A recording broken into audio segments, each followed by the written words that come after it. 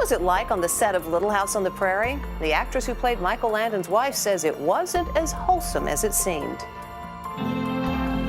Little House on the Prairie was the biggest thing on TV in the 1970s. There are television finales, and then there are television moments that permanently sear themselves into the memory of everyone who witnessed them. Most shows say goodbye quietly, a tearful last episode, a few lingering close-ups, maybe a monologue that tries to wrap up 9 years of storytelling in 5 minutes. That is the conventional farewell. That is what audiences expected from one of the most beloved family dramas in American television history. What they got instead was dynamite. When Little House on the Prairie reached the end of its extraordinary run, it did not bow out gracefully. It did not go softly into the good night of television history. Instead, in a moment that stunned viewers across the country and left critics and fans debating for decades, the show quite literally blew itself up. Buildings that had stood as the backdrop for nearly a decade of storytelling were reduced to rubble in front of a nationwide audience. The schoolhouse where Laura Ingalls had learned to read, the church where the community had gathered through tragedy and triumph, the homes that had felt as real and familiar as the viewer's own, all of it gone in a series of explosions that were very much real. The question that lingered long after the smoke cleared was not just why it happened, but what it meant. Was this the most defiant finale in television history? Was it an act of creative genius or a fit of stubbornness from a man who refused to let anyone else control his legacy? And beneath all of it ran a deeper, more complicated question. Did that scene actually end the show, or was the show already over long before the first charge was ever set? To answer any of those questions, you have to go back to the very beginning, back to 1974, back to the open plains of California, standing in for the prairies of Minnesota and South Dakota, and back to a man named Michael Landon, who was about to make one of the most consequential decisions in the history of American primetime television. When Little House on the Prairie first premiered on NBC in the fall of 1974, it entered a television landscape that was in the middle of a significant shift. The early 1970s had brought American audiences shows that reflected the turbulence of the era, socially conscious comedies, crime dramas, and programming that grappled with the aftermath of Vietnam, Watergate, and the countercultural upheaval of the previous decade. Family programming still existed, but it was increasingly hard to find something that could genuinely gather multiple generations together in front of a television set and hold their collective attention without pandering to any one of them. Little House on the Prairie changed that dynamic almost immediately.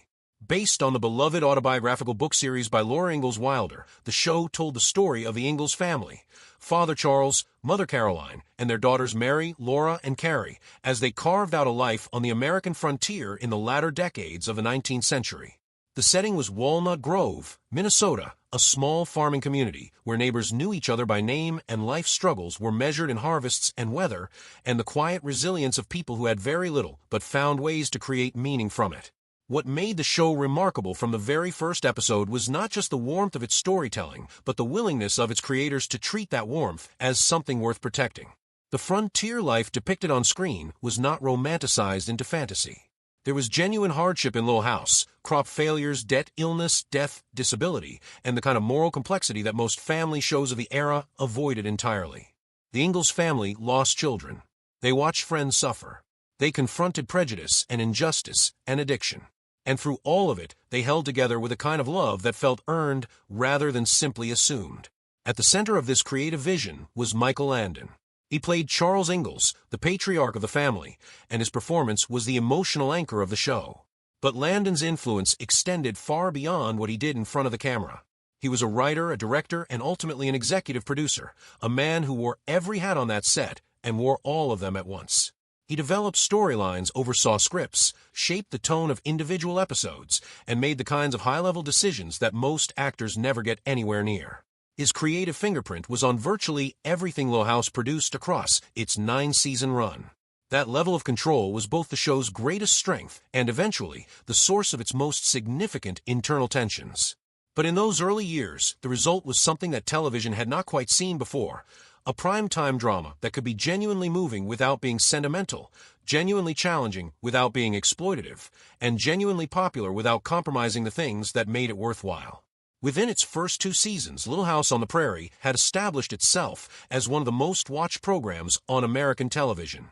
Nielsen ratings placed it consistently in the top 20 shows on network television during its prime years. Fan mail flooded NBC's offices. Critics who had initially dismissed it as nostalgic escapism found themselves reconsidering as the show demonstrated a willingness to go places that surprised them. And across millions of American households, families built their Monday evenings around it. To understand the finale that would eventually shock the country, you need to understand Michael Landon as a creative force, not just as the smiling, reassuring face of Charles Ingalls, but as the intensely driven, sometimes difficult, fiercely protective architect of a show that he regarded as deeply personal. Landon had grown up with a complicated childhood and had fought hard for the career he'd built. By the time Little House came along, he had already enjoyed a long run on Bonanza, where he had also begun to stretch his ambitions beyond pure acting into writing and directing. Little House gave him a platform to go further than Bonanza ever had, and he seized that opportunity with both hands. His creative philosophy for the show was grounded in a belief that audiences were more sophisticated than networks gave them credit for. He pushed consistently for storylines that addressed real human suffering, real moral dilemmas, and real social issues. He wanted the show to matter in a way that went beyond entertainment, to be the kind of television that people would remember because it had taught them something or moved them in a way they hadn't expected. That ambition produced some of the most memorable episodes in the show's run, moments that even today stand as remarkable achievements in primetime storytelling. Ed Friendly, who had co-developed the series and helped bring it to NBC's attention in the first place, experienced this firsthand. Friendly had a different vision for the show, one that hewed more closely to the spirit of Wilder's original books and leaned toward the gentler, more family-friendly tone that had made those books so beloved. Landon had no interest in that approach. He believed the show needed to be bolder, more emotionally challenging, and more willing to confront the darker sides of pioneer life and human nature. The clash between these two visions was irreconcilable, and Friendly was gradually pushed out of the creative process entirely, leaving Landon as the sole dominant force shaping the direction of Little House. It was a pattern that would repeat itself throughout the show's run. Landon was not, by any measure, a tyrant. He was also capable of extraordinary warmth, loyalty, and generosity, and many of the people who worked with him spoke about him with genuine affection and gratitude long after the show ended. But he was a man who had built something he believed in profoundly, and he was not inclined to let anyone else dismantle or diminish it without a fight. For a show so thoroughly associated with family harmony and frontier decency, Little House on the Prairie had a behind-the-scenes atmosphere that was considerably more complicated. The tensions that ran beneath the surface of its production were not the kind that destroyed shows. The series ran for 9 seasons, after all, but they were real, and they shaped the show in ways that its audience never fully saw. Karen Grassel, who played Caroline Ingalls and who brought extraordinary steadiness and dignity to the role across the show's entire run, later spoke about her working relationship with Landon with a frankness that surprised some fans. She had felt consistently undervalued in financial terms, arguing that her contributions to the show were not reflected in what she was being paid relative to what other leading actors on comparable NBC dramas were earning. Her attempts to renegotiate her compensation were met with resistance, and she described Landon's approach to the matter as dismissive. Beyond the financial disagreements, Grassel also recalled moments on set where she felt humiliated by Landon's behavior, jokes made at her expense, a casual disregard that she found difficult to reconcile with the character of Charles Ingalls, who was written as a man of profound respect and decency. The contrast between the on-screen husband and the off-screen colleague was not lost on her, and it made the years of filming more emotionally complicated than viewers would ever have guessed from watching the finished product. Other cast members navigated their own complicated dynamics. Melissa Gilbert, who joined the show at 10 years old to play Laura Ingalls and would spend the entirety of her childhood and adolescence on that set, has spoken extensively about the dual nature of Landon's presence in her life. In many ways, he was a genuine mentor, protective, invested in her development, and genuinely caring about her well-being in an industry that could easily have exploited a young girl with her talent. He treated her in many respects like a daughter, and the bond between them was real and lasting. But Landon's paternalism also meant that his control over the show extended to how Gilbert was used, how she was directed, and what emotional territory she was asked to navigate in front of the camera. She was, by her own account, pushed to deliver performances of genuine emotional intensity from a very young age, crying on demand, processing adult themes through a child's understanding, carrying the emotional weight of storylines that would have been challenging for a seasoned adult actor. The result was some of the most authentic work ever seen in family drama, but came at a personal cost that Gilbert has been honest about in the years since. And then there were the tensions within the cast itself. The two Melissas, Gilbert and Melissa Sue Anderson, who played the older Ingalls' sister Mary, were, contrary to what their on-screen relationship might have suggested, never particularly close. Anderson was described by those who worked around her as guarded, self-contained, and difficult to reach on a personal level. Gilbert, in her memoir, was candid about the distance she felt from her on-screen sister, describing someone whose warmth seemed carefully managed rather than genuinely given. Allison Arngrim, who played the wonderfully villainous Nellie Olson, echoed similar observations about Anderson's closed-off demeanor. None of this is to diminish what the cast collectively achieved. The performances on Little House were, across the board, exceptional. But it is a reminder that great television is often produced by people who are working through genuine friction, and that the harmony on screen is sometimes the product of tremendous effort to keep the disharmony off it. By the early 1980s, the world that Little House on the Prairie had been designed for was changing around it. American television had evolved significantly since 1974. The landscape was more crowded, more competitive, and increasingly shaped by different audience expectations. Primetime drama had grown more sophisticated in certain respects, and the kind of earnest, morally centered storytelling that Little House had built its reputation on was beginning to feel, to some viewers, like a relic of a slightly earlier era. Ratings, which had been reliably strong through much of the show's run, began to soften.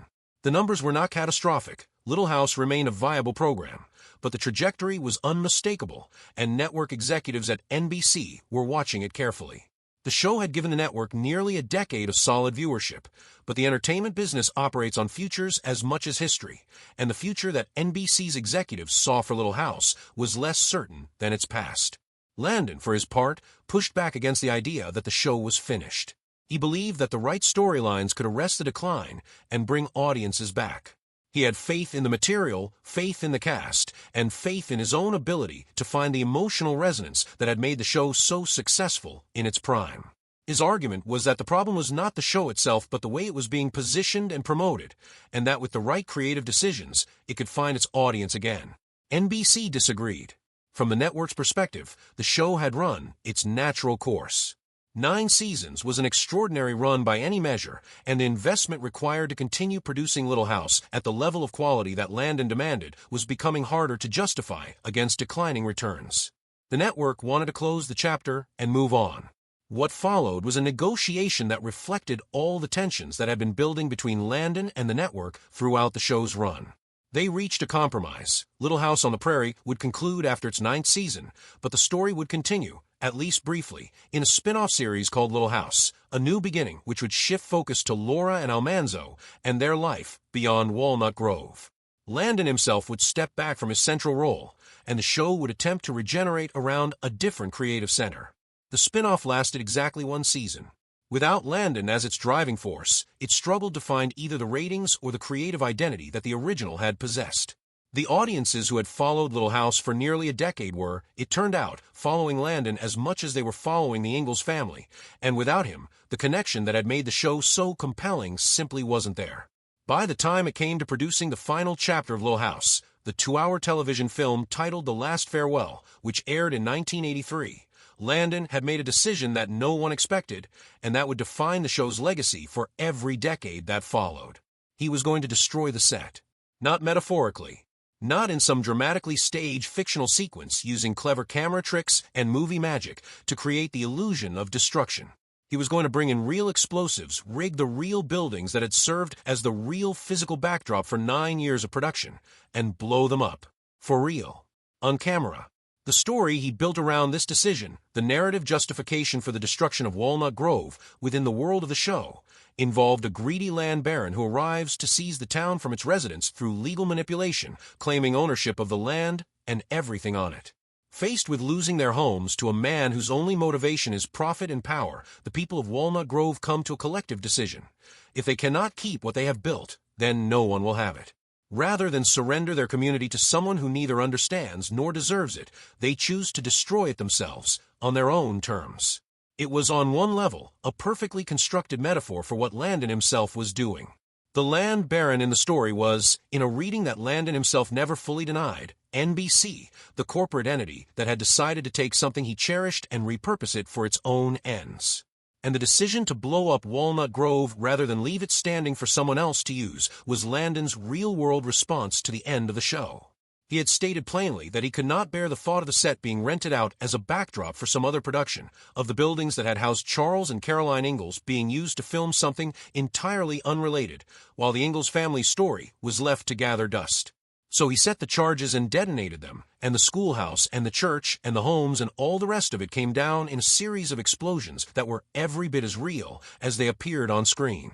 Cast members who were present for the filming have described the experience as deeply emotional in a way that went beyond what the cameras captured. Melissa Gilbert used the phrase "long goodbye," a description that captured the particular quality of grief involved in watching something that had shaped your entire childhood reduced to rubble in front of your eyes. It was devastation with a ceremonial quality, a destruction that felt like a proper ending precisely because it was irreversible. There was no walking that back. Walnut Grove was gone. When the last farewell aired, the reaction from viewers was immediate and sharply divided. Some people understood what Landon had done and respected it. They recognized the symbolic weight of the finale, the community's choice to destroy what it had built rather than surrender it to someone who didn't deserve it, and they found it moving in a way that a conventional, sentimental farewell would not have been. These viewers saw the finale as honest, as appropriate to the show's long history of refusing to take the easy emotional path, and as a genuinely powerful act of creative closure. Others were simply appalled. Families who had gathered to watch what they expected to be a warm, nostalgic farewell instead found themselves watching explosions and ruins.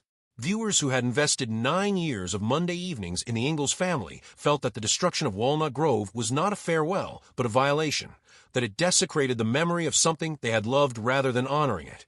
Letters poured into NBC offices from people who were genuinely distressed by what they had seen. Neither reaction was wrong. The finale was, by any objective measure, one of the most unusual and audacious conclusions in the history of American primetime drama. It was not comfortable. It was not reassuring. It did not offer the kind of gentle, backward-glancing closure that most long-running shows provide. It was instead exactly what Michael Landon had always wanted Little House on the Prairie to be: honest, uncompromising, and unwilling to pretend that endings are anything other than what they are. In the years that followed the finale, something interesting happened. The memory of what Little House on the Prairie had done at its end began to change in the retelling. The story passed from person to person, growing slightly different with each transmission, until it had acquired a mythology that was considerably more dramatic than the straightforward, if unusual, reality. One of the most persistent versions of the story held that the finale had been so shocking, so unprecedented in its violence, that the network had effectively banned it from repeat broadcast, pulling it from syndication as a response to audience outrage. This version of events gave the finale the quality of a scandal, not just a bold creative choice, but something that had gotten the show in actual trouble, that had consequences, that had caused NBC to take action. The truth was more prosaic. The finale was broadcast, and it was subsequently rerun on a limited basis, but syndication packages for Little House tended to favor the lighter, more conventionally family-friendly episodes from the show's middle seasons. Networks that purchased the show for local broadcast were looking for content they could program into afternoon or early evening slots without controversy, and the destruction of Walnut Grove did not lend itself to that kind of casual scheduling. Its relative absence from repeat airings was a matter of practical programming decisions rather than any kind of ban. But the mythology proved more durable than the truth, as myths often do. The story of the banned finale, the episode so shocking that it could never be shown again, was a better story than the reality of a network quietly preferring its lighter episodes and